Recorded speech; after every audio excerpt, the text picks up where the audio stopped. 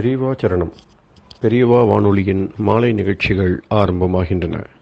இன்றைய எமது நிகழ்ச்சிகள் நித்திய குரு பாதுகா பூஜா, ஸ்ரீ ரா கணபதி அவர்கள் எழுதிய புத்தகத்தின் ஒளிவடிவம், ஆன்மீக உரை, மகா பெரியவா மகிமை, உபன்யாசம். பெரியவா சரணம். பெரியவா சரணம். அடுத்த நிகழ்ச்சி நித்திய குரு பாதுகா பூஜை. शुक्लां भरदरं विष्णुं शशिवर्णं चतुर्भुजं प्रसन्नवदनं ध्यायेत् सर्वविघ्नोपशान्तये। ममोपात्त समस्त दुरितक्षयद्वारा श्री परमेश्वर प्रीत्यर्थं गुरुप्रसाद सिद्ध्यर्थं गुरुप्रीत्यर्थं गुरुपादपूजाम् अद्य करिष्ये। गुरुर्ब्रह्मा गुरुर्विष्णुर्गुरुर्देवो महेश्वरः गुरुः साक्षात् परब्रह्म तस्मै श्रीगुरवे नमः। अपारकरुणासिन्धुं ज्ञानदं शान्तरूपिणं श्रीचन्द्रशेखरगुरुं प्रणमामि मुदान्वहम्। सदाशिवसमारम्भां शङ्कराचार्यमध्यमाम् अस्मदाचार्यपर्यन्तां वन्दे गुरुपरम्पराम्. எல்லோரும் குருவை பெரிவாளை தியானம் பண்ணிண்டு அர்ச்சனை பண்ணுவோம். அஷ்டோத்திரம். பெரியவா அஷ்டோத்திரம் பல அஷ்டோத்திரங்கள் இருக்கு. அதுல எளிமையா சுலபமா எது இருக்கோ அதை நான் இப்ப சொல்றேன். எல்லோரும் இதை கேட்டுண்டே திருப்பி சொல்ல முடிஞ்சுவா சொல்லி சொல்லி பெரிவாளுக்கு பாதத்துல ஒவ்வொரு புஷ்பத்தை அர்ச்சனை பண்ணலாம். ओम श्री कांची कामकोटि पीठाधीश्वराय नमः. श्रीमत् चंद्रशेखरेन्द्र सरस्वती गुरुभ्यो नमः. संन्यासाश्रम शिखराय नमः. काषाय दंडधारिणे नमः. सर्वपीठापहारिणे नमः. स्वामिनाथ गुरवे नमः. करुणासागराय नमः. जगदाकर्षण शक्तिमते नमः. सर्वचराचर हृदयस्थाय नमः. ओम भक्त परिपालक श्रेष्ठाय नमः. धर्म परिपालकाय नमः. श्री जयेन्द्र सरस्वत्याचार्याय नमः. श्री विजयेन्द्र सरस्वती पूजिताय नमः. शिवशक्ति स्वरूपाय नमः. भक्ताभीष्ट प्रदायकाय नमः. ब्रह्मण्य पोषकाय नमः. ब्रह्म विष्णु शिवैक्य स्वरूपाय नमः. कांची क्षेत्रवासाय नमः. कैलाश शिखरवासाय नमः. स्वधर्म परिपोषकाय नमः. चातुर्वर्ण संरक्षकाय नमः. लोकरक्षण संकल्पाय नमः. ओम ब्रह्मनिष्ठापराय नमः. सर्वपापहराय नमः. धर्मरक्षक संतुष्टाय नमः. भक्तार्पितधन स्वीकर्त्रे नमः. सर्वोपनिषत् सारज्ञाय नमः. सर्वशास्त्रगम्याय नमः. सर्वलोक पितामहाय नमः. भक्ताभीष्ट प्रदायकाय नमः. ब्रह्मण्य पोषकाय नमः. नानाविध पुष्पार्चितपताय नमः. रुद्राक्ष क्रीडधारिणे नमः. भस्मोद्दोलित विग्रहाय नमः. सर्वज्ञाय नमः. सर्वचराचर व्यापकाय नमः. अनेक शिष्य परिपालकाय नमः. मनश्चाञ्चल्य निवर्तकाय नमः. अभयहस्ताय नमः. भयापहाय नमः. यज्ञपुरुषाय नमः. यज्ञानुष्ठान रुचिप्रदाय नमः. यज्ञसम्पन्नाय नमः. यज्ञसहायकाय नमः. यज्ञफलदाय नमः. यज्ञप्रियाय नमः. उपमानरहिताय नमः. स्फटिक तुलसी रुद्राक्ष हारधारिणे नमः. चातुर्वर्ण समदृष्टये नमः. ऋग्यजुस्साम अथर्वणादि चतुर्वेद संरक्षकाय नमः. दक्षिणामूर्तिस्वरूपाय नमः जाग्रत् स्वप्न सुषुप्ति अवस्थातीताय नमः कोटिसूर्यतुल्यतेजोमय शरीराय नमः साधुसङ्गसंरक्षकाय नमः अश्वगज गोपूजा निर्वर्तकाय नमः गुरुपादुकपूजातुरन्तराय नमः कनकाभिषिक्ताय नमः स्वर्णबिल्वदलपूजिताय नमः सर्वजीवमोक्षदाय नमः मूकवाक्ताननिपुणाय नमः नेत्रदीक्षादानाय नमः द्वादशलिङ्गस्थापकाय नमः गानरसप्रियाय नमः ब्रह्मज्ञानोपदेशकाय नमः सकलकलासिद्धिताय नमः चातुर्वर्ण्यपूजिताय नमः अनेकभाषासम्भाषण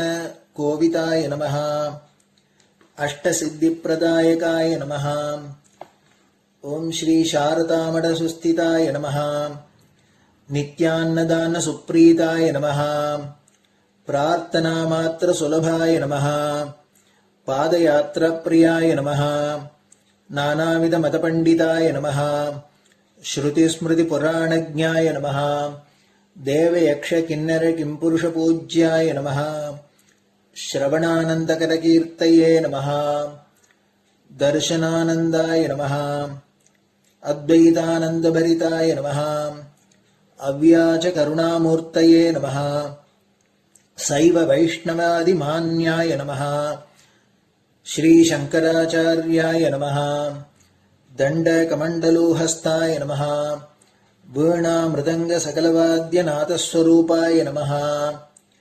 रामकथारसिकाय नमः वेदवेदाङ्ग आगमादिसकलकलासतस्प्रवर्तकाय नमः हृदयगुहाशयाय नमः शतरुद्रीयवर्णितस्वरूपाय नमः केदारेश्वरनाथाय नमः अविद्यानाशकाय नमः निष्कामकर्मोपदेशकाय नमः लघुभक्तिमार्गोपदेशकाय नमः लिङ्गस्वरूपाय नमः सालग्रामसूक्ष्मस्वरूपाय नमः कालड्यां शङ्करकीर्तिस्तम्भनिर्माणकर्त्रे नमः जितेन्द्रियाय नमः शरणागतवत्सलाय नमः श्रीशैलशिखरवासाय नमः डमरुकनादविनोदाय नमः वृषभारूढाय नमः दुर्मदनाशकाय नमः आभिचारिकदोषहर्त्रे नमः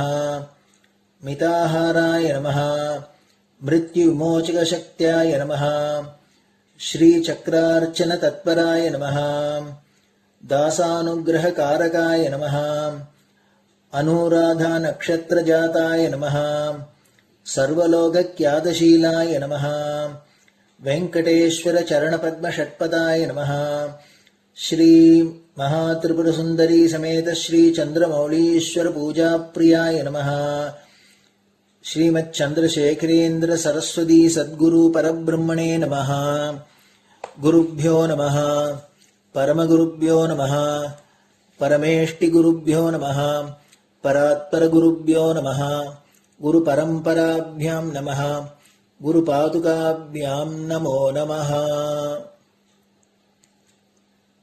அடுத்தது ஊதுபத்தி இருந்தா அதை காமிச்சு தூபம், நெய் தீபம் இருந்தா காமிச்சு அதை நெய் தீபம் தீபம் காமிச்சுட்டு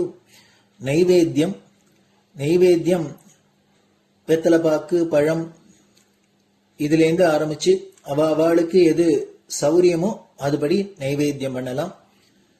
அதுக்கு அடுத்தது கற்பூர ஹாரத்தி பண்ணி எல்லோரும் பிரதட்சிண நமஸ்காரம் பண்ணி பெரியவாள்கிட்ட பிரார்த்தனை பண்ணிண்டு எல்லோரும் க்ஷேமமா இருக்கணும், லோகம் பரம மங்களமா சௌக்கியமா இருக்கணும், எல்லோரும் வியாதி வெக்க இல்லாத ஆயுராரோக்கிய ஐஸ்வர்யத்தோட சாந்தம் அமைதியோட ஞான வைராக்கியத்தோட எல்லோரும் நல்லவர்களாயிருந்து நன்மையை அடையணும்னு பிரார்த்தனை பண்ணி இந்த பூஜையை தினம் செய்யலாம். குரு பிரம்மா குருர் விஷ்ணுர் குருர் தேவோ மகேஸ்வரः குரு சாட்சாத் பரபிரம்ம தஸ்மை ஸ்ரீ குரவே நமஹ.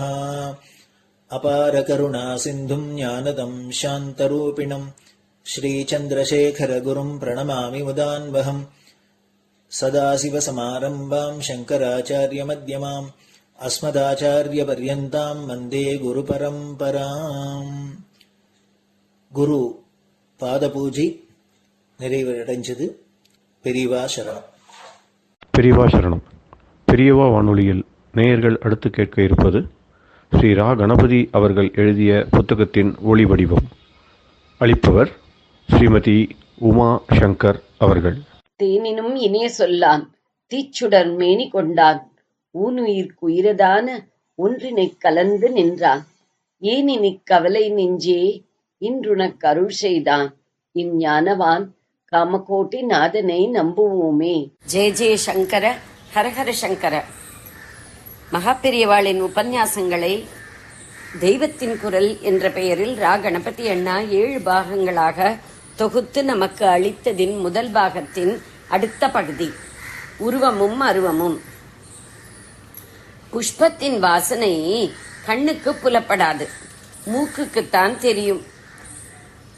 கற்கண்டின் தித்திப்பு மூக்குக்கு தெரியாது, அது நாவுக்குத்தான் புலனாகும். சங்கீதம் நாவுக்கு புலப்படாது, செவிக்குத்தான் புலப்படும். சூடும் குளிரும் தொடு உணர்ச்சி கொண்ட தோலுக்குத்தான் புலனாகும். இவற்றை காதால் உணர முடியாது. மேலே சொன்ன நாலும் கண்ணுக்கு தெரியாது. மாறாக பச்சை, சிவப்பு முதலிய வர்ணங்கள் காது, மூக்கு, வாய், தோல் இவற்றுக்கு புலப்படாது, கண்ணுக்கே புலனாகும். நாஸ்திகர் உட்பட அனைவரும் நிச்சயமாக உண்டு என்று கூறுகிற உலக வஸ்துக்கள் இவ்விதம் ஒவ்வொரு இயந்திரத்துக்கு புலனானாலும் போதும். எல்லா இந்திரியங்களுக்கும் புலனாக வேண்டியது இல்லை என்று தெரிகிறது. 4 இந்திரியங்களுக்கு புலனாகாமல் ஒரே ஓர் இந்திரியத்துக்கு புலனானாலும் ஒரு வஸ்து இருப்பதாகவே சொல்கிறோம். உதாரணமாக சங்கீதம் காது ஒன்றுக்கே புலனாகிறது. அதை ருசிக்கவோ பார்க்கவோ முகரவோ தொடவோ முடியாது. இருந்தாலும் சங்கீதம் என்று ஒன்று கிடையாது என்று சொல்வதில்லை அல்லவா? 5 இந்திரியங்களுக்கும் புலனாகாமலும் உண்மையில் ஒரு வஸ்து இருக்க முடியுமா என்று யோசித்து பார்ப்போம். பிரபஞ்சம் முழுவதிலும் மின்சார அலைகளே வியாபித்திருப்பதாக விஞ்ஞானிகள் சொல்கிறார்கள். ஆனால் நமக்கு எந்த இந்திரியத்தாலும் அதை அறிந்து கொள்ள முடியவில்லை.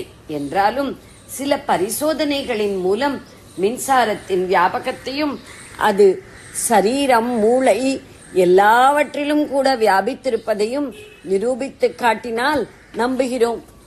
இத்தனை இந்திரியங்களையும் அவை கிரகிக்கிற வஸ்துக்களையும் படைத்து ஒழுங்கு செய்து வைத்த ஒரு பெரிய அறிவு இருக்கவே செய்கிறது. அதைத்தான் கடவுள் என்கிறோம். மின்சாரத்தை போல அதுவும் எங்கும் வியாபித்திருக்கிறது, நமக்குள்ளும் வியாபித்திருக்கிறது. இந்திரியங்கள் அதிலிருந்து தோன்றி அது இயக்கி வைக்கிற முறையில் கட்டுப்பட்டே வேலை செய்கின்றன. கண்ணால் பார்க்கத்தான் முடிகிறது, கேட்க முடிவதில்லை. காதால் கேட்கத்தான் முடிகிறது, பார்க்க முடிவதில்லை. இவை இப்படித்தான் இருக்க வேண்டும் என்பது அந்த பராசக்தி வகுத்து வைத்த கட்டுப்பாடுதான். இப்படியாக எந்த பெரிய சக்திக்கு இந்த இந்திரியங்கள் கட்டுப்பட்டிருக்கின்றனவோ அந்த மகாசக்தி இந்த இந்திரியங்களுக்கு கட்டுப்படுமா? இதனால்தான் கடவுளை எந்த இந்திரியத்தாலும் புரிந்து கொள்ள முடியவில்லை. இதைக் கொண்டு கடவுளே இல்லை என்று சிலர் சொல்கிறார்கள். கடவுள் மகாசக்தி படைத்தவர் மட்டுமல்ல, பரம காருண்யமும் பொருந்தியவர். எனவேதான் அவர் அனைத்துக்கும் அப்பாற்பட்ட அருவமாயினும் பக்தர்கள் தங்கள் இந்திரியங்களால் கிரகித்து கண்ணார கண்டு வாயார பேசி கையார ஸ்பரித்து மகிழும் வண்ணம் பல உருவங்களும் தரிக்கிறார். கடவுள் இல்லை என்று வாதம் செய்கிறவர்களிடம் தம்மை நிரூபித்துக் கொள்வதற்காக அவர் உருவம் எடுத்துக்கொண்டு வரமாட்டார். கடவுள் உண்டு, அவரை அனுபவிக்க வேண்டும் என்று தாபத்துடன் வேண்டுகிறவர்களிடம் கருணை கொண்டு அவர்களுக்கே உருவத்துடன் காட்சி தருவார்.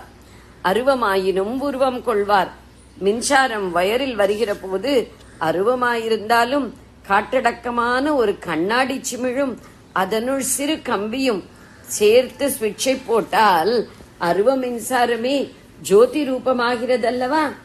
பக்தர்கள் தங்கள் இதய சிமிழில் பக்தி என்ற கம்பியை பூட்டிக்கொண்டு ஸ்ரத்தை என்கிற சுவிட்சை தட்டிவிட்டு கொண்டால் அருவமான கடவுள் திவ்ய மங்கள ஜோதியாக தரிசனம் தருவார்.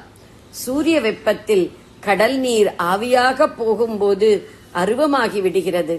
அதுவே மேகமாக குளிர்ந்தால் நம் கண்ணுக்கு தெரிகிற மழையாகிறது. இன்னமும் குளிர்ந்தால் கெட்டியான பனிக்கட்டியே ஆகிறது. நம் இதயம் எத்தனை குளிர்ந்து ஈஸ்வரனை ஸ்மரிக்கிறதோ அத்தனை ஸ்தூலமாக அருவ தத்துவம் உருவம் கொள்கிறது. அல்லும் பகலும் இறைவனையே நாடி வேறு ஆசைகளை அறவே மறந்து பக்தி செய்தால் அருவ பரம்பொருளை நன்றாக உணரலாம். இப்படி ஒருவன் ஞானம் பெறுவதனால் பக்தி செய்வதனால் ஏனைய உலக மக்களுக்கு என்ன லாபம் என்று கேட்கிறவர்களும் இருக்கிறார்கள். ஈஸ்வர தரிசனம் பெற்ற ஒருவனை, பரமாத்மாவை அனுபவித்த ஒருவனை பார்த்த மாத்திரத்தில் மக்களின் தாபமெல்லாம் சமனமாகி அவர்களுக்கும் ஓர் ஆறுதலும் சாந்தியும் உண்டாகின்றனவே. அந்த சாந்திக்கு ஈடாக எந்த உலகப் பொருளை சொல்ல முடியும்? இதுவே ஞானியால் பக்தனால் உலகுக்கு ஏற்படுகிற மிக பெரிய நன்மை. ஜெய ஜெய சங்கர, ஹரஹர சங்கர. பெரியவா சரணம். இந்நிகழ்ச்சியின் அடுத்த பகுதி நாளை மாலை இதே நேரத்தில் ஒளிபரப்பாகும். பெரியவா சரணம். பெரியவா சரணம். பெரியவா வானொலியில் நேயர்கள் அடுத்து கேட்க இருப்பது திரு கவிக்கண்ணன் அவர்களின் ஆன்மீக உரை. பெரியவா சரணம். ராம் ராம். ஸ்ரீ குருப்யோ நமஹ. ஜெய ஜெய சங்கர, ஹர ஹர சங்கர. பெரியவா வானொலி நேயர்கள் அனைவருக்கும், மகா பெரியவாவுடைய பக்தர்கள் அனைவருக்கும் அடியேன் கவிக்கண்ணனின் அன்பு கலந்த நல்வாழ்த்துக்கள். ஆசா நிகழம் துகளாயினத்தின் பேசா அனுபூதி பிறந்ததுவே அப்படின்னு காத்துருந்தோம். இந்த பேசாத அனுபூதினா மௌன நிலை. அந்த மௌன நிலை எப்போ வரும்னா ஆசைகள்லாம் விட்டுப்படுத்தின வரும் அப்படின்னு பார்த்தோம். எல்லாத்திலையுமே ஆசையை விட்டணும். ஆசை அருமீன்கள், ஆசை அருமீன்கள். ஈஸ்வரோட ஆயினும் ஆசை அருமீன்கள். கடவுள்கிட்ட கூட ஆசையை விட்டணும். ஒரு பழமொழி கூட உண்டு, கிட்ட போனா எட்டி போயிடும், எட்டி போனா கிட்ட வரும். இந்த கடவுள்கிட்ட கூட எட்டி போயிட்டோம்னா அவன் ஒருவன்கிற மாதிரி ஒரு சில பேருடைய ஒரு பிலாசபி. அது எந்த அளவுக்கு யார் பிராக்டிஸ் பண்றான்னு தெரியல. தள்ளி போனா விலகி போனா அது கிட்டக்க வரும், கிட்டக்க போனா அது விலகி செல்லும். அது ஈசன்ட்ட கூட ஒரு அளவுக்கு வச்சுக்கணுமா. ஆசைன்னு வச்சுக்கூடாது, பக்தி மத்தனை வச்சுக்கணுங்கிற. அப்படி வச்சுட்டோம்னு சொன்னாக்க நமக்கு அந்த ஒரு இறை அருள் கூட தானா கிடைச்சிருது. வேண்டி போகக்கூடாது, வேண்டாது அவனா கொடுக்கணும். நம்ம அவன் தரத்துக்கு தகுதி பண்ணிக்கணும்ன்ற மாதிரி சொல்றார். பேசா அனுபூதி பிறக்க என்ற உலகத்தில் ஆசா பாசாசை அகற்றுவாய். தேசாலும் சிற்பரானந்தா திரு ஆலவாய் உரையும் தற்பரா சொக்கநாதான்னு சம்பந்த பெருமாளோட இடத்துல சொல்றார். அது ஒரு பிசாசம். ஆசாபாசங்கிறது ஒரு பிசாசம். இந்த பிசாசை ஒழிச்சோம்மா என்ற மனதிலிருந்து எடுத்துடுங்கிற. அப்படி எடுத்துடுனா பேசாத அனுபூதி பிறக்கும் அப்படின்னு இந்த திருவாலவாய் சொல்லக்கூடிய மதுரை என்பதில் விளங்கக்கூடிய சோமசுந்தர பார்த்து சம்பந்த பெருமாள் சொல்லிருக்கார். இது தாய்மானவர் கிட்டத்தட்ட அதே நிலையில ஒரு பாடல் சொல்றார். பேசா அனுபூதியை அடியேன் பெற்று பிழைக்க பேரருளால் தேஜோமயம் தந்து இனி ஒரு கால் சித்தத்து இருளும் தீர்ப்பாயோ. பாஷாடவியை கடந்த அந்தர் பற்றும் அகண்ட பரப்பான ஈசா பொதுவில் நடமாடும் இறைவா குறையாயின் நமுதே. ஈசா பொதுவில் நடமாடும் இறைவா குறையாயின் அமுதே. தாய்மானவருடைய பாடல். பேசா அனுபூதியை அடியேன் பெற்று பிழைக்க பேரருளால் தேஜோமயம் தந்து இனி ஒரு கால் சித்தத்து இருளும் தீர்ப்பாயோன்னு. இந்த மனசு சித்தங்கள் உள்ளம், இந்த உள்ளத்துக்குள்ள இருள் இருக்கு, இருள் கதிர்கொண்டிருக்கு. அந்த இருளை விலக்கி அதை தேஜோமயமாக பண்ணணும், ஒளி பண்ணணும். அப்படி ஒளி உள்ள சேரணும்னா ஒரு அருள் வேணும். அந்த அருள் எனக்கு கிடைச்சிருச்சுன்னு சொன்னா அடியேன் என்ன பண்ணேன்னா உன்னுடைய அனுபூதியை பெற்று நான் பிழைத்துக் கொள்வேன். அது என்ன அனுபவம்னு பேசாத மௌன நிலைக்கு போயிட்டாக்க வேற எதுவும் வேண்டாம், வேற எதோடையும் இந்த ஈடுபாடும் கிடையாது அப்படின்னு நிலை வந்துட்டு உன்னமாக நினைச்சிட்டு இருப்பேன். பகவானோட பேசுறதுக்கு லாங்குவேஜே தேவையில்லையே, மௌன நிலையே பேசலாமே, அதனால பேச்சை ஒழிச்சிடும் அப்படின்னு சொல்றாரு. பாச அடவியை கடந்த அன்பர் பற்றும் அகண்ட பரப்பான ஈசான் சச்சிதானந்த சுரூபமாக பராகாச வழியாக இருக்கக்கூடிய அந்த நடன சதேசத்துக்கான இறைவன், அவன் குறையாத அமுதாகி இனி அமுதமாக இருக்கக்கூடியவனே, அவனை பார்த்து கேட்கிற அந்தர் பற்றும் அகண்ட பரப்பான ஈசான பக்தர்கள் எல்லாம் வந்து அவனுடைய பாதங்களை பரவுகிறார்களாம். அப்படி வந்து எங்கேயும் விருந்து பறந்தவனாக இருக்கிறான். அவனை பார்த்து சொல்ல பாச அடவியை கடந்த அன்பர்கள், எப்பேற்பட்ட அன்பர்கள் எல்லாம் அவரை போய் பணிகிறான்னு. இந்த பாசம்ங்கிற அடவின காடு, இந்த அடவி என்று விடப்பெறுவேன் ஒரு பாடல பார்த்தோம் இல்லையா. இந்த பாசம் ஆசா பாசம் அப்படிங்கக்கூடிய இந்த காட்டை கடந்து அந்த பரமனத்தில் அடி அவனுடைய அடியை திருவடியை பற்றக்கூடிய அன்பு பாசத்தை வைத்தவர்களாம். அப்பேற்பட்டவருடைய நிலையிலிருந்து என்னையும் அந்த நிலைக்கு நீ உயர்த்தணும் அப்படின்னு சொல்லி இந்த பாடல் தாய்மானவரும் கேட்கிற. எனவே எல்லாரும் ஒரே மாதிரியே கேட்டுருக்காங்க நம்ம பார்க்கிறோம். இந்த எப்பேற்பட்டவனை நாம் இங்க பாக்குறோம்னா அந்த முருகப்பெருமானை நம்ம பாக்குறோம். அந்த முருகப்பெருமானுடைய ரூபத்தை மனசுக்குள்ள வச்சு தியானம் பண்ண ஆரம்பிச்சோம்னு சொன்னா அவன் வந்து குடிக்கொள்வான். அவன் தேஜோமயன். அந்த தேஜோமயன் இந்த உள்ளத்துக்குள்ள வந்து உட்கார்ந்தான்னு சொன்னா நம்ம இதயமும் தேஜோமயமா ஆயிடும் அப்படிங்கிற. அப்ப அவனுடைய அருள் வந்து நமக்கு நிறைய கிடைக்கும். இத வந்து சுப்பிரமணிய புஜங்கத்துல கூட அந்த பகவான் எப்படி வந்து அவனுடைய மனசுல உட்காரணும்னு ஒரு பாடல கேட்கிறாரு. ஸ்புரத்ரத்ன கேயூரஹாராபிராமஹ சலத்துண்டல ஸ்ரீலதத்கண்டபார கடௌ பீதவாசகரே சாரு சக்தி புரஸ்தாத்மமாஸ்தாம் புராரே தனுஜா. ரத்ன கேயூர ஆராதி ராமஹா, பிரகாசமான ரத்ன ஹாரங்கள் மாலைகள் எல்லாம் கழுத்துல போட்டு அது அசைந்து ஆடுறதான். காதுல வேற குண்டலங்கள் எல்லாம் போட்டுருக்கான். இப்படி சலம் குண்டல ஸ்ரீலசத் கண்டபாக கண்ணத்தெல்லாம் அது வந்து இடிக்கிறது. அந்த காதுல போட்டுற குண்டலங்கள்லாம் ரொம்ப அழகா ரத்ன ஹாரங்கள்லாம் போட்டுருங்க. இதை பார்க்கும்போது ரொம்ப தேஜோமயமா இருக்கு. அந்த அழகு அப்படியே ஜொலிக்கிறது. இடுப்புல பீத்தாம்பரங்கள்லாம் கட்டு, பீத்தாம்பரம் மஞ்சளான வஸ்திரம் பட்டு பீத்தாம்பரம்லாம் கட்டிட்டு இருக்காரான். கையில வந்து வேல் வச்சிருக்க, பிரகாசமான சக்தியோட கூடிய வேலை வைத்துக் கொண்டிருக்காரான். அவரை சொல்றார், ஹே புராரே தனுஜான், புரகனுடைய அந்த பரமேஸ்வரனுடைய பிள்ளையான முருகப்பெருமானே, மம புரஸ்தாத், எனக்கு முன்னாடி வந்து இருக்க வேண்டும், நீ வந்து அருள் தரணும், எனக்கு எதிர வந்து நிக்கணும், நீங்க எனக்கு அருள் பண்ணணும் அப்படிங்கிற. அப்படி அவன் வந்து அருள் பண்ணான்னா அந்த உருவமானது ரூபமானது பார்த்து பார்த்து மனசுல பதிஞ்சு போயிடும். அந்த மனசுல அது பதிஞ்சு போயிடுச்சுன்னு சொன்னா எப்போ அதே ஞாபகம் இருக்கும். அப்போ உள்ளத்து இருள் வெளியே போய் அது உள்ள பிரகாசம் சேர்ந்துடும் அப்படின்னு சொல்றார். பெரியவா சரணம். இந்நிகழ்ச்சியின் அடுத்த பகுதி நாளை மாலை இதே நேரத்தில் ஒளிபரப்பாகும். பெரியவா சரணம். பெரியவா சரணம். அடுத்த நிகழ்ச்சி மகா பெரியவா மகிமை உபன்யாசம். வழங்குபவர் பிரம்மஸ்ரீ கணேச சர்மா அவர்கள். 1914 வருஷம் மகேந்திர மங்கலத்தில் வித்யாபியாசத்தை முடிச்சுண்டு பெரியவா கும்பகோணத்துக்கு வந்தா. 1911 வருஷத்திலேருந்து 1915 வருஷம் வரைக்கும் மடத்தோட நிர்வாகம் ஜில்லா கோர்ட் பாதுகாப்புல ஒரு கார்டியனை நியமிச்சு மடத்து நிர்வாகம் நடந்துன்னு வந்தது. காரணம், பெரியவா மைனருங்கிற அந்த ஸ்திதியில இருந்ததுனால இப்படி ஒரு ஏற்பாடு ஆயிருந்தது. ஆனா 1915 வருஷம் மே மாசம் பெரியவாளுக்கு 21 வயசு பூர்த்தியாகி மேஜருங்கிற ஸ்டேட்டஸ் வந்ததுனால நிர்வாக பொறுப்பு முழுக்கலும் பெரியவா கைக்கே நேரடி பார்வைக்கு வந்தது. நேரடி பார்வைக்கு நிர்வாகம் வந்தா கூட நம்ம மடத்துல சம்பிரதாயம் அவ பேனா எடுத்து கையெழுத்து போடுறது, அந்த அலுவலகத்துல நிர்வாக ரீதியா என்னென்ன காரியங்கள் பண்ணணுமோ அதெல்லாம் இவா டைரக்டா பீடாதிபதிகள் பண்றது இல்லை. அதுக்கு பதிலா அவளோட ஷார்பில் ஸ்ரீகாரியம் ஏஜென்ட் அப்படின்னு ஒரு நிர்வாகஸ்தரை நியமனம் பண்ணி அவளுக்கு எல்லா பவரையும் கொடுத்து இந்த ஆச்சாரியால் என்னென்ன பண்ணணுமோ அதை எல்லாத்தையும் அந்த ஸ்ரீகாரியம் ஏஜென்ட் மூலியமாக பண்றது அப்படிங்கிறது சம்பிரதாயம். அதுபடி பெரியவா தன்னோட நேரடி பொறுப்புக்கு வந்தோன்னு திருப்பாதிரிப்புலியூர் பசுபதி ஐயர் அப்படிங்கிறவர் ஸ்ரீகாரியம் ஏஜென்ட்டா நியமனம் பண்ணினா. இவர் எந்தவித சன்மானமும் வாங்கிக்காத, சம்பளமும் வாங்கிக்காத மடத்துல ஸ்ரீகாரியம் ஏஜென்ட்டா இருந்து கைங்கரியம் பண்ணினர்.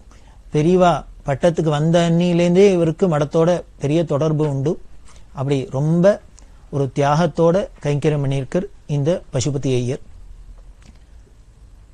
அப்படி 1915 வருஷம் நேரடி நிர்வாகம் வந்தோன்னு பெரியவா நிர்வாகத்துல முதல்ல நடந்த விசேஷம் சங்கர ஜெயந்தி. அந்த வருஷம் சங்கர ஜெயந்தியை வெகு விமர்சையா பெரியவா கும்பகோணம் மடத்துல கொண்டாடினா. அப்போ ஆரிய தர்மம் அப்படின்னு ஒரு மாத சஞ்சிகை, தமிழ் மாத பத்திரிகை, அதை வெளியிடுறதுக்கு ஆரம்பிச்சா. பிற்காலத்துல அது ரொம்ப பிரசித்தமா நன்னா நடந்திருந்தது. இந்த ஆரிய தர்மத்தை ஸ்ரீரங்கத்துல வாணிவிலாஸ் பிரஸ் அப்படின்னு ஒரு பிரசித்தமான பிரஸ், அதுல டி.கே. பாலசுப்ரமணியர் அப்படின்னு அவரோட மேற்பார்வையில அவரோட பொறுப்புல தான் இந்த ஆரிய தர்மம்ங்கிற பத்திரிக்கை வெளிவந்திருந்தது. அதுக்கப்புறம் 1916 வருஷம் கும்பகோணத்துல நவராத்திரி உற்சவம் நடந்தது. இந்த நவராத்திரி உற்சவத்தை வெகு விமர்சையா கொண்டாடினா பெரியவா. எவ்வளவு விமர்சையா கொண்டாடினா அப்படின்னா, அதுக்கு என்னென்னலாம் செலவாச்சு அப்படிங்கிறது மடத்துல கணக்கு இருக்கு.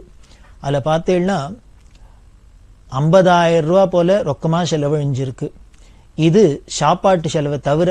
சாப்பாட்டு செலவையும் சேர்த்தா லட்ச போஜனம் அப்படின்னு பண்ணி வச்சிருக்கா. லட்சார்ச்சனை, லட்ச தீபம், லட்ச போஜனம் அப்படின்லாம் பண்ணி வச்சா. அப்படின்னா 1,00,000 பேருக்கு சாப்பாடு போடணும் அப்படின்னா அன்னதான செலவு எவ்வளவா இருக்கும்?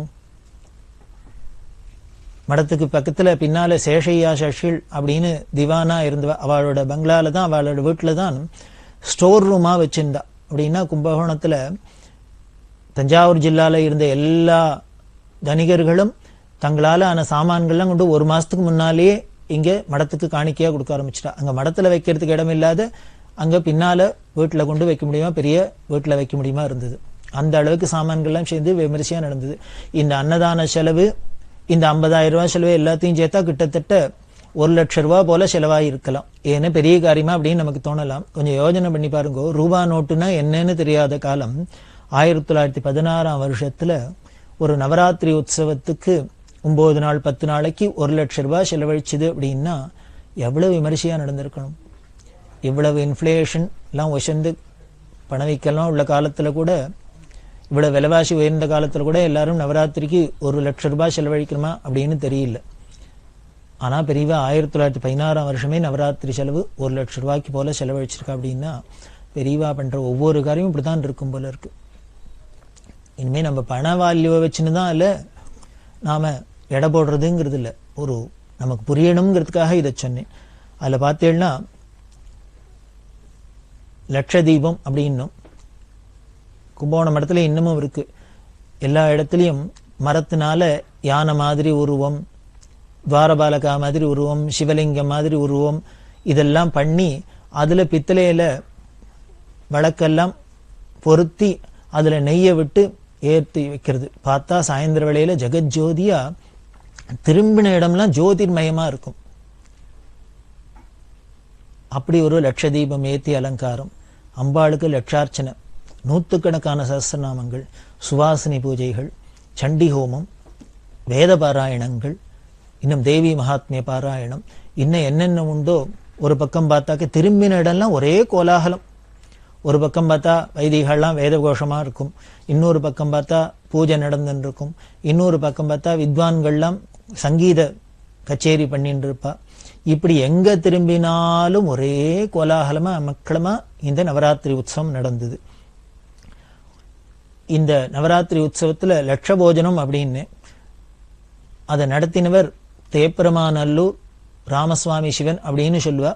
அவர் அன்னதான சிவன் அப்படின்னு குறிப்பிடுவா. தஞ்சாவூர் ஜில்லால அன்னதான சிவன் அப்படின்னா தெரியாதவா இருக்க முடியாது அந்த காலகட்டத்துல. இந்த அன்னதானம் பண்றதுக்குன்னே ஒரு அவதாரம் அப்படின்னு சொல்லலாம் அந்த அன்னதான சிவன்.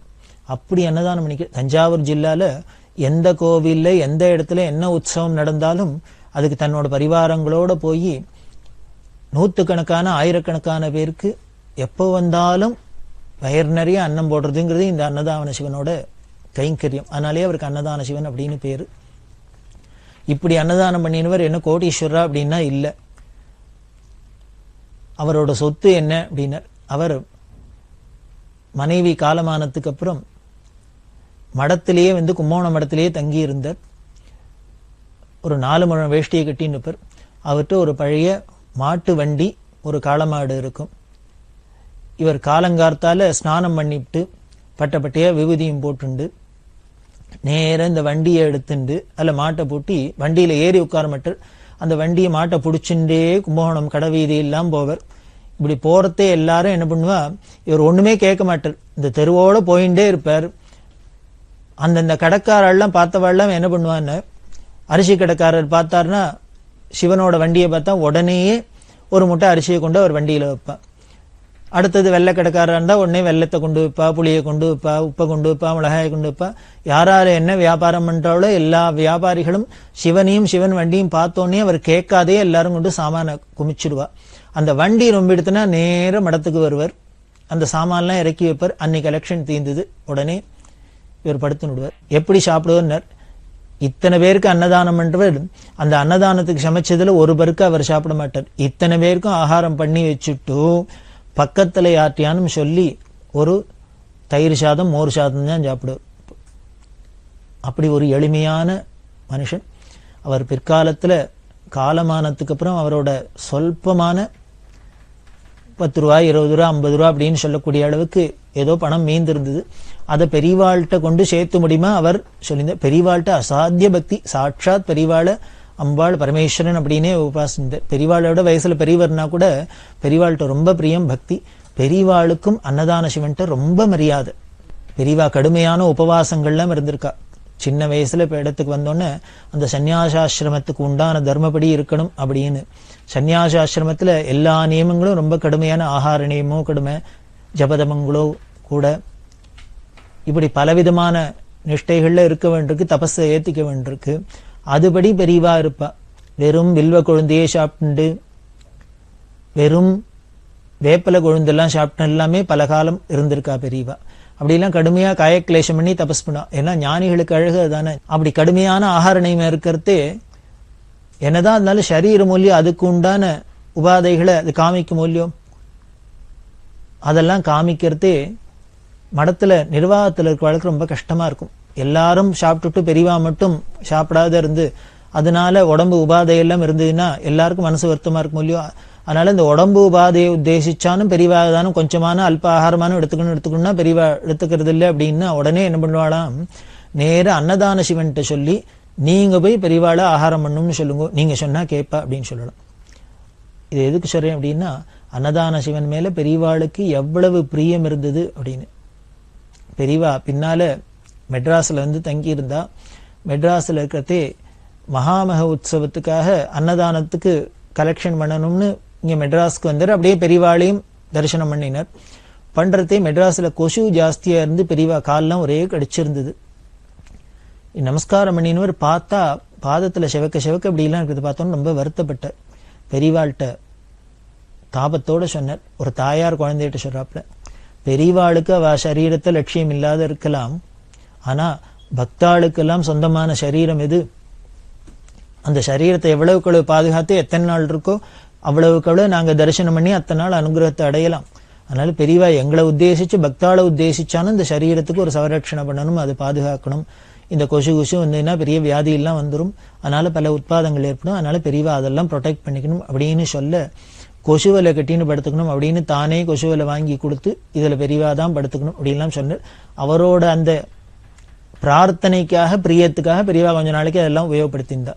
அந்த அளவுக்கு அன்னதான சிவன்ட்டு பெரியவாளுக்கு ஒரு பிரியம் உண்டு. இந்த அன்னதான சிவன் இந்த நவராத்திரி உற்சவத்துல லட்சபோஜனம்லாம் ஏற்பாடு பண்ணினர். எப்படி இருக்கும் அப்படின்னா, சமையல் உள்ள பார்த்தா 1000 பேர் ஒரே சமயத்துல உட்காந்துன்னு சாப்பிட்றாப்புல டைனிங் ஹால், 200 பேருக்கு மேல சமயக்காரர்கள், அந்த சிப்பந்திகள் 200 பேருக்கு மேல. 200 பேர் ஒரு கிச்சன்ல காரியம் செய்யறன்னா அதுல ப்ரிப்பரேஷன்லாம் எவ்வளவு பெரிய அளவில் இருக்கும் அப்படின்னு நாம கற்பனை பண்ணி பார்க்கலாம். ஒரு உதாரணத்துக்கு சொன்னா, பெரியவாளே சொல்லியிருக்கா, அவர் சமைச்சு வச்செல்லாம் எப்படி இருக்கும் அப்படின்னு. அந்த அழகெல்லாமே கேட்கறதுக்கே ஆச்சரியமா இருக்கும். அவர் சாதம் வடிச்சு குமிச்சு வச்சிருந்தாருன்னா மலை மாதிரி இருக்கும், அன்னமலையா இருக்கும்.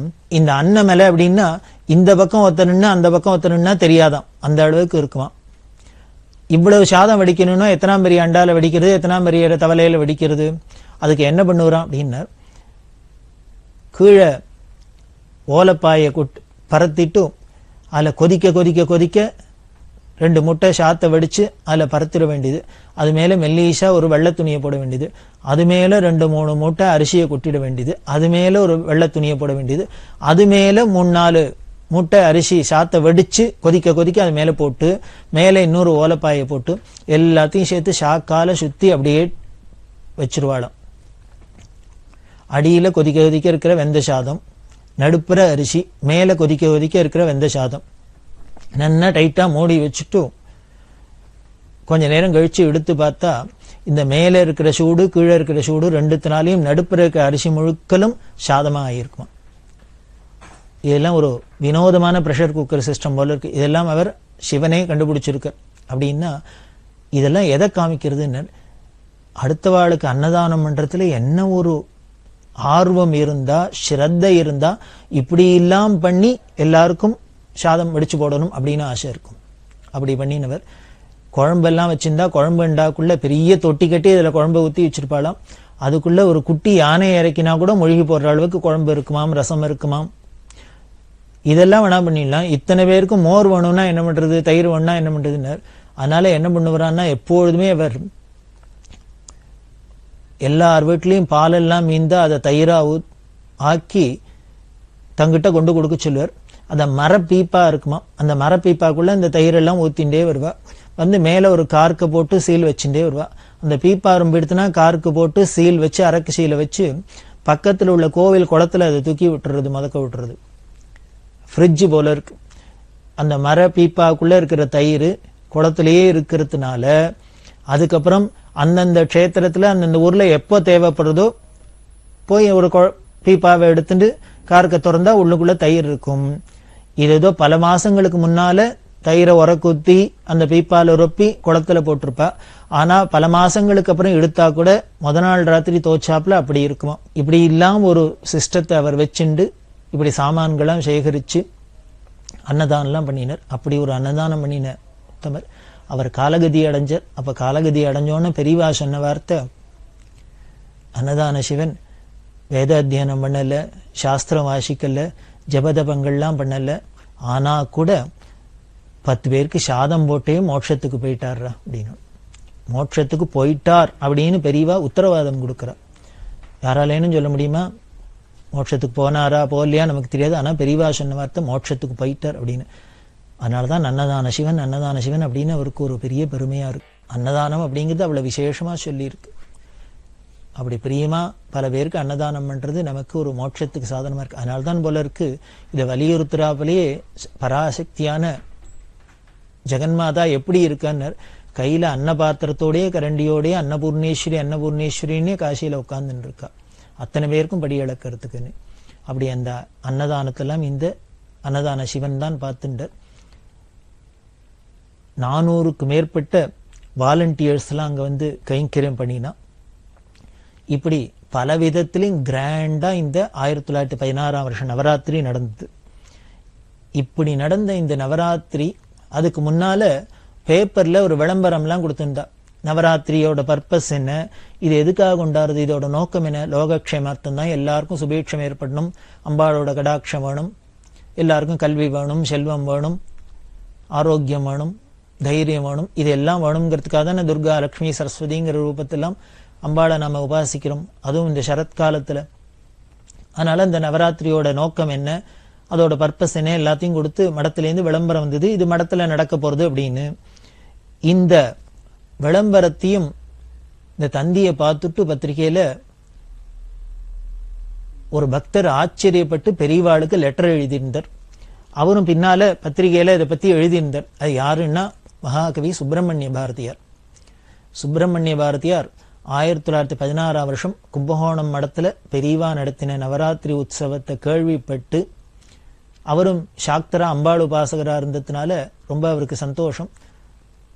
இப்படிலாம் ஒரு நவராத்திரி உற்சவம் அப்படிங்கிறத பார்த்து ஆச்சரியமா இருந்தது, எனக்கு பரம சந்தோஷமா இருந்தது அப்படின்லாம் பெருசா விவரிச்சு பெரியவாளுக்கு லெட்டர் எழுதியிருந்தார். அவர் எப்படி என்ன சொல்லியிருந்தார் அப்படிங்கிற சில வார்த்தைகளை நான் சொல்றேன். பாரதியார் சொல்றார், உலகத்தார் பராசக்திய நல்ல மழை வேண்டி சரத்காலத்துல 9 நாள் பூஜை செய்யறது நமது பூர்வீகர்கள் செஞ்சு வச்ச ஏற்பாடு. ரொம்ப பயனுள்ள காரியம் அது. ரொம்ப மேலான வழியும், கும்பகோணம் சங்கர மடத்துல இந்த நவராத்திரி பூஜை ரொம்ப கோலாகலமா நடத்த போவதா பத்திரிக்கையில போட்டிருந்தது. இது சகஜமான விஷயம்தான், சாதாரணமான விஷயம். தேசம் முழுக்க இப்படி நடக்கிறது நல்லதுன்னு தோன்றது. சங்கர மடத்துல எனக்கு ஒரு ஆவல் அபிமானம் இருக்கிறதுனால அந்த செய்தியை உடனே வாசிச்சு பார்க்கணும்னு பார்த்தேன். அதுல பாதி சாஸ்திரமா இருந்தது. ஒரு லௌகீகமான வர்த்தமான ஒரு தந்திக்குள்ள இந்த சாஸ்திரத்தை நுழைச்சிருந்தது ஒரு வினோதமான விஷயம். ஆனாலும் அதுல கண்ட சாஸ்திரம் ரொம்ப உண்மையா இருந்தது. நான் எதிர்பார்க்கவே இல்லை. எனவே அதை படிச்ச பொழுது எனக்கு ரொம்ப மகிழ்ச்சியா இருந்தது அப்படின்னு பாரதியார் அதை பாராட்டி எழுதியிருந்தார். மேலும் பெரியவாளுக்கும் இதே மாதிரி தன்னோட மகிழ்ச்சியும் பாராட்டியும் தெரிவிச்சு லெட்டர் எல்லாம் போட்டிருந்தார். அந்த நவராத்திரியில எல்லாம் கோலாகலமா நடந்து விஜயதசமி அன்னைக்கு பெரியவா பட்ன பிரவேசம் பண்ணினா. யானை மேல அம்பாரியில உட்கார்ந்து பட்ன பிரவேசம் பண்ண நகரத்தார் செட்டியார்களோட ஏற்பாடுல இந்த விஜயதசமி விஜய யாத்திரை நடந்தது. கிட்டத்தட்ட 1 கிலோமீட்டர் வரைக்கும் கூட்டம். அதுல பலவிதமான வான வேடிக்கைகள், வழக்கு அலங்காரங்கள், இன்னும் குதிரை ஆட்டம், இந்த கரகாட்டம் முதலான கிராம வாத்தியங்கள், அந்த வித்தைகள்லாம் உள்ளது. இன்னும் நாதஸ்வரம், பேண்டு அது முதலான எல்லாத்தோடையும் ஜெகஜோதியா 1 கிலோமீட்டர் அளவுக்கு நீளத்துக்கு இந்த ப்ரொசஷனோட பெரியவா விஜய யாத்திரை பண்ணினா. இப்படி இந்த விஜயதசமியோட இந்த நவராத்திரி பூர்த்தியாச்சு. இந்த 1914 வருஷம் வித்யாபியாசம் முடிஞ்சு கும்பகோணம் வந்தான்னு பார்த்தோம். அந்த 1914 வருஷத்திலேருந்து 18 வருஷம் வரைக்கும் கும்பகோணத்திலேயே தான் பெரியவா இருந்தா.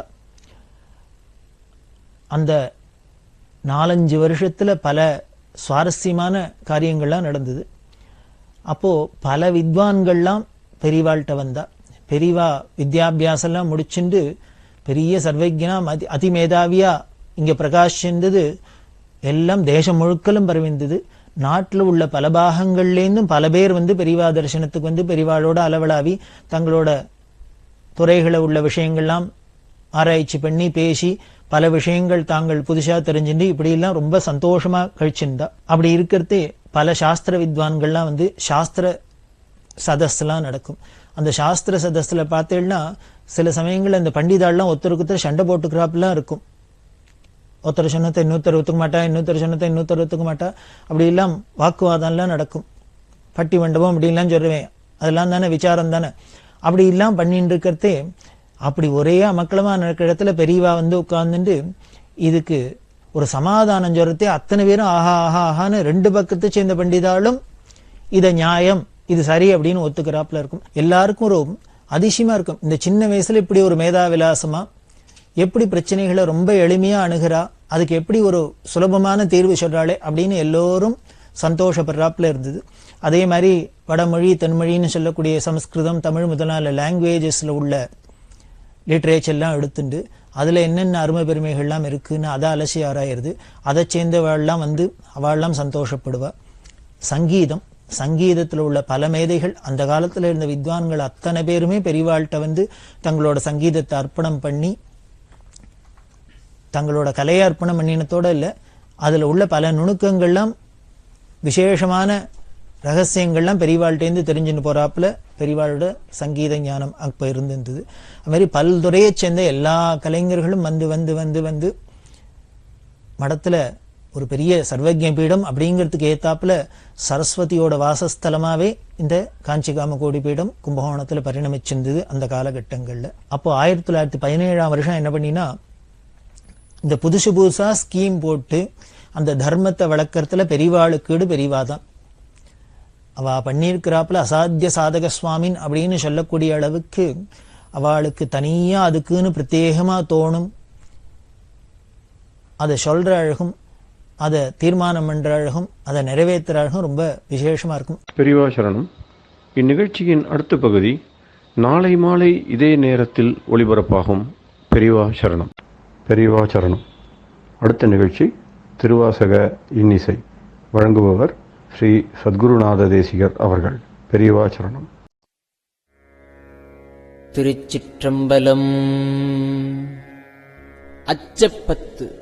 புற்றில் வாழ் அறவும் அஞ்சேன், பொய்யர்தம் மெய்யும் அஞ்சேன், கற்றைவார் சடையம் அண்ணல் கண்ணுதல் பாதம் நன்னி, மற்றும்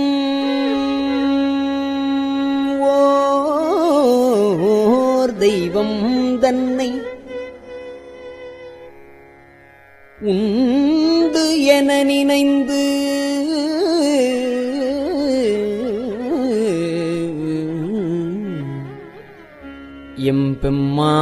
எம்பெம்மார்க்கு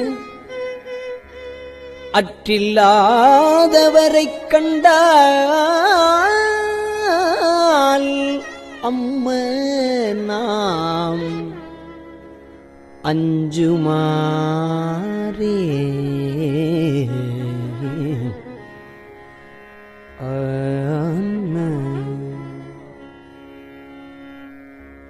வெறுவரேன் வேட்கை வந்தால் வினைக்கடல் ஒளினும் அஞ்சேன், வெறுவரேன் வேட்கை வந்தால் வினைக்கடல் ஒளினும் அஞ்சேன், வெறுவரேன் வேட்கை வந்தால் வினைக்கடல் கொளினும் அஞ்சேன், இருவரால் மாறு காணா எம்பிரான் தம்பிரானாம் திருவுரு அன்றி மற்றோர்,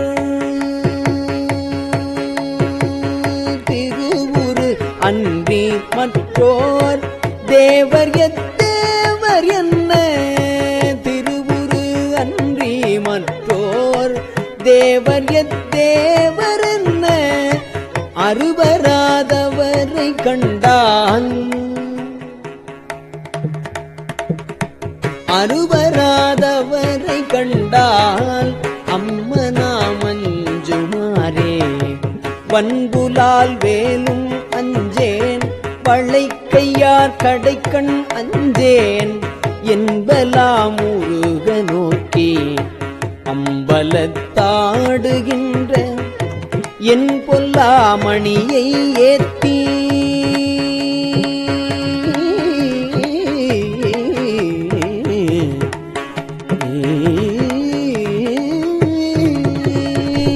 என் பொல்லாமணியை ஏத்தி இனிதருள் பருக மாட்டா அன்பிலாதவரை கண்டால்,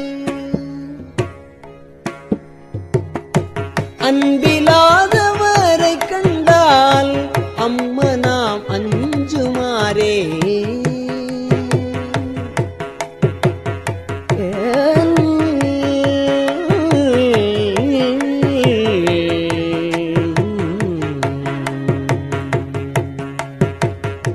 கிளியனார் கிளவி அஞ்சேன், அவர் கிரி முறுவல் அஞ்சேன், வெளிய நீராடும் மேனி வேதியன் பாதம் நன்னி, துளியுலாம் கண்ணராகி தொழுது அழுதுள்ளம் நெக்கிங்கு அழியிலாதவனை கண்டால் அம்மனாம் அஞ்சுமாறே.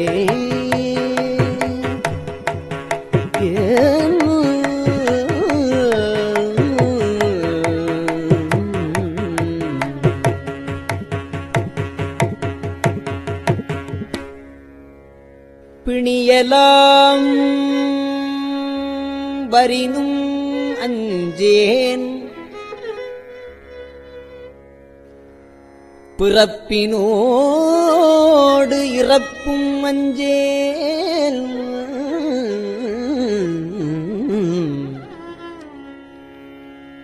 துணி நிலாணியினான் தன் தொழும்பரோடு அழுந்தி அம்மா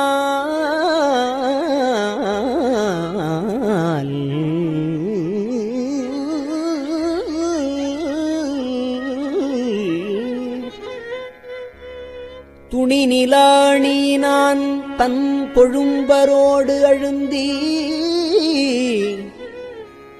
அம்மால் துணி நிலம் பிளந்தும் காணா சேவடி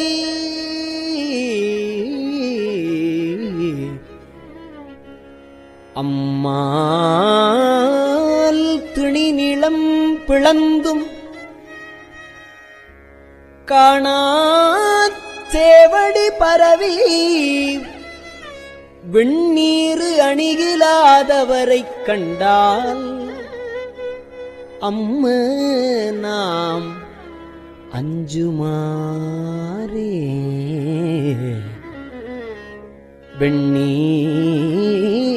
வெண்ணீர் அணிகிலாதவரைக் கண்டால்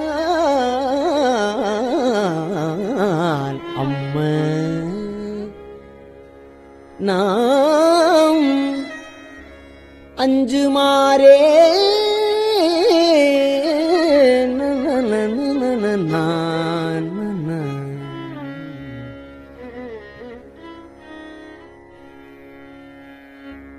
வாழுலாம் எரியும் மஞ்சேன் வரை புரண்டிடினும் மஞ்சேன் வாழுலாம் எரியும் மஞ்சேன் வரை புரண்டிடினும் மஞ்சேன் தோளுலாம் நீற்றன் ஏற்றன் சொற்பதம் கடந்த அப்பன் வாழுலாம் எரியும் மஞ்சேன் வரை புரண்டிடினும் மஞ்சேன் தோளுலாம் நீற்றன் ஏற்றன் சொற்பதம் கடந்த அப்பன் தாள தாமரைகள் ஏத்தி தடமலர் புனைந்து நெய்யும் ஆளலாதவரை கண்டால்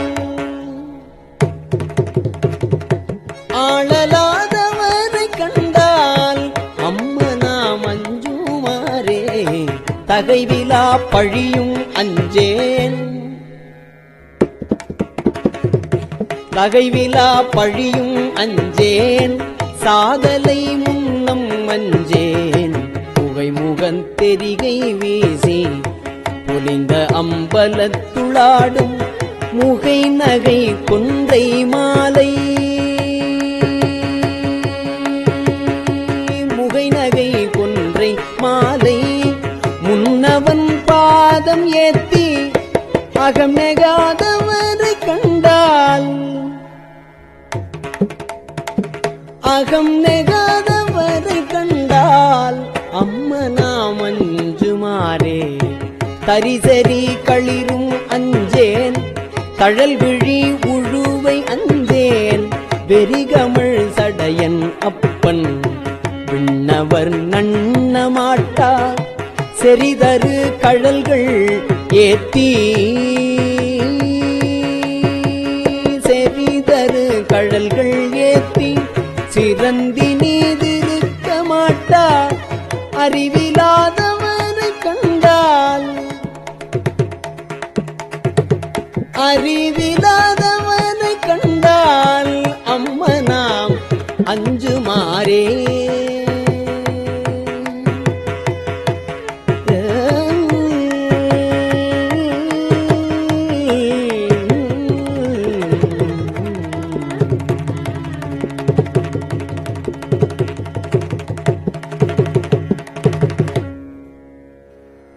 மஞ்சுளாம் உருமும் அஞ்சேன்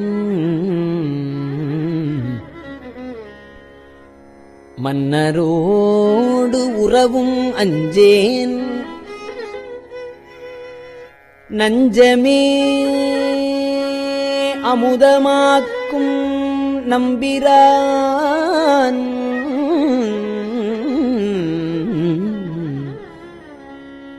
நஞ்சமே அமுதமாக்கும் நம்பிரான் எம்பிரானாய்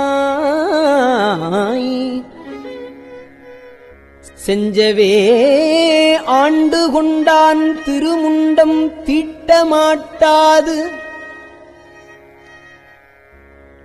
அஞ்சுவார் அவரைக் கண்டால் அம்ம நாம் அஞ்சுமாரே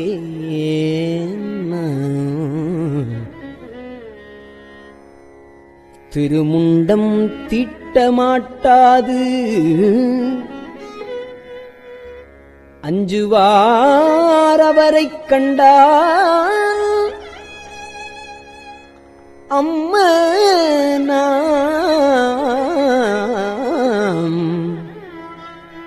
அஞ்சுமாரே.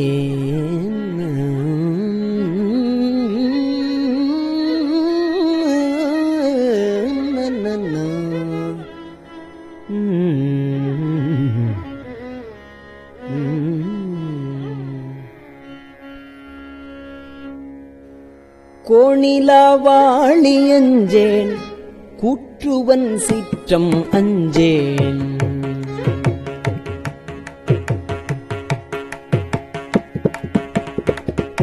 கோணிலாவாளி அஞ்சேன் கூற்றுவன் சீற்றம் அஞ்சேன்.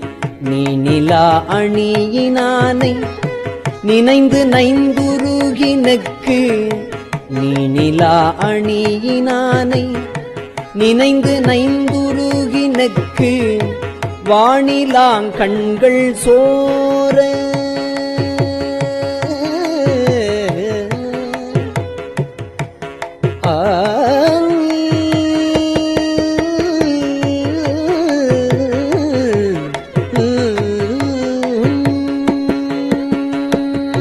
வானிலாங் கண்கள் சோர வாழ்த்தி நின்றேத்த மாட்டா. வானிலாங் கண்கள் சோர வாழ்த்தி நின்று ஏத்த மாட்டா. ஆனலாதவரை கண்டால் ஆனலாதவரை கண்டால் அம்மனாம் அஞ்சுமாரே. ஆனலாதவரை கண்டால் அம்மனாம் அஞ்சுமாரே. அம்மனாம் அஞ்சுமாரே.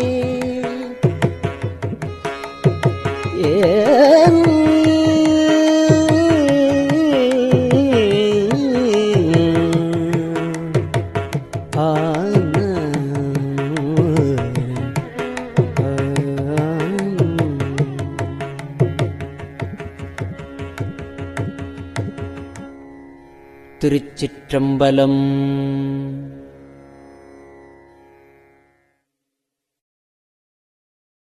பெரியவா சரணம். இந்நிகழ்ச்சியின் அடுத்த பகுதி நாளை மாலை இதே நேரத்தில் ஒளிபரப்பாகும். பெரியவா சரணம். பெரியவா சரணம். பெரியவா வானொலியின் இன்றைய நிகழ்ச்சிகளின் நிறைவாக திருப்பொன்னூசல் வழங்குபவர் சத்குருநாத தேசிகர் அவர்கள். பெரியவா சரணம். திருச்சிற்றம்பலம். திரு பொன்னூசல்.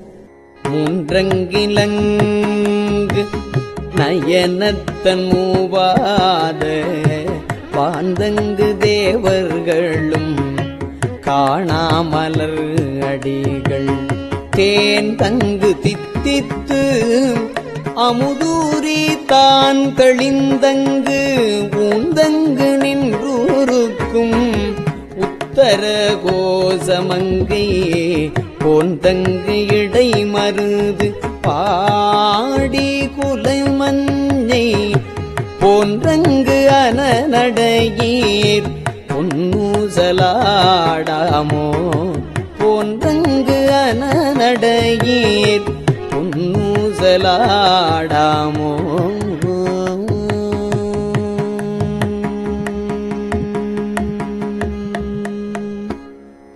திருச்சிற்றம்பலம்.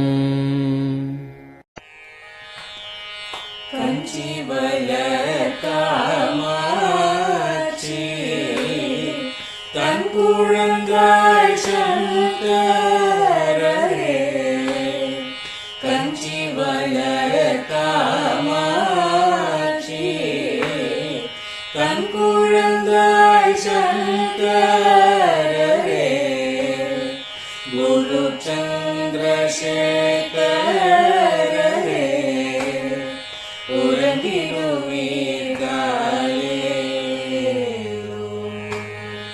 உறங்கிடுவீர்களே.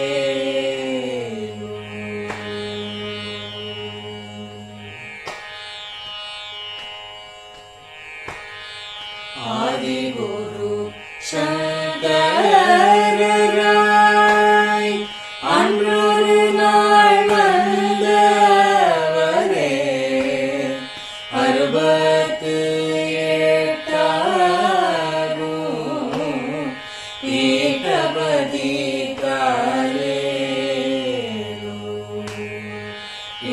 உலகும் பூப்பவரே,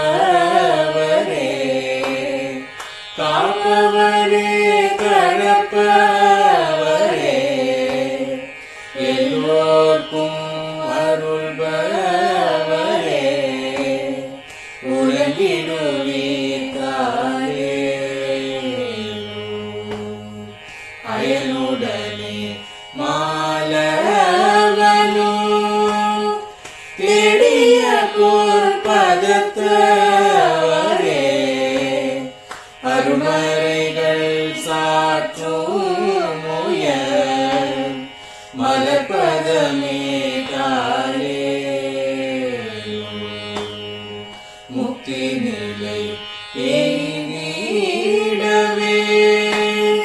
சக்தி தரும் சத்குருவே, முக்தி நிலை எய்திடவே சக்தி தரும் சத்குருவே, நித்தமெங்கள் நாவீசையில் நித்திரை கொள்தாயே. நித்தமெங்கள் நாவீசையில் நித்திரை கொள்தாயே. நித்தமெங்கள் நாவீசையில் நித்திரை கொள்தாயே.